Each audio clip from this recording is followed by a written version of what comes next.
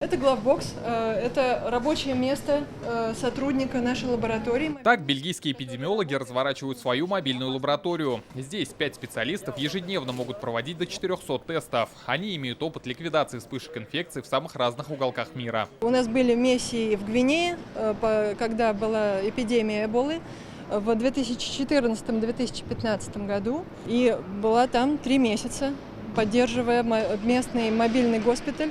Здесь отрабатывают практическую часть заданий, а в соседнем зале совместно решают кейсы по ликвидации условной вспышки заболеваний. Есть подозрение на эпидемические проявления вирусом гриппа, приобретшим эпидемический потенциал.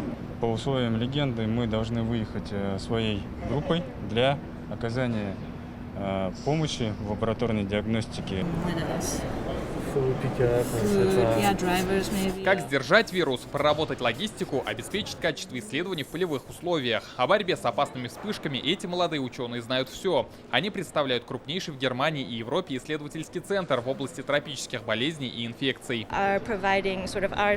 Одна из наших сильных сторон – работа с такими патогенами, как Эбола. И раз на учениях идет речь о вирусах повышенной опасности, мы считаем, что можем внести свой вклад в это направление. С другой стороны, с удовольствием поучимся у коллег, обладающих колоссальным опытом.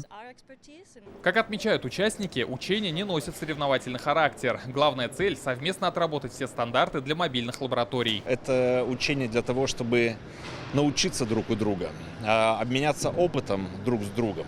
Это в первую очередь взаимодействие и отработка минимальных стандартов, на которых будет базироваться ответ во время чрезвычайных ситуаций при помощи мобильных лабораторий. Обменяться опытом и наработками приехали больше 100 представителей санэпидслужб, медорганизаций и научных учреждений из 20 стран СНГ и Европы. Учения продлятся еще 3 дня. Завтра участников ждет насыщенная программа. Им предстоит исследовать шифрованные пробы в соответствии с легендой учений. Рамиль Галиуллин, Алмаз Зайдинов, ТНВ, Казань. Закажи рекламу на ТНВ. Телефон в Казани 5 705 100.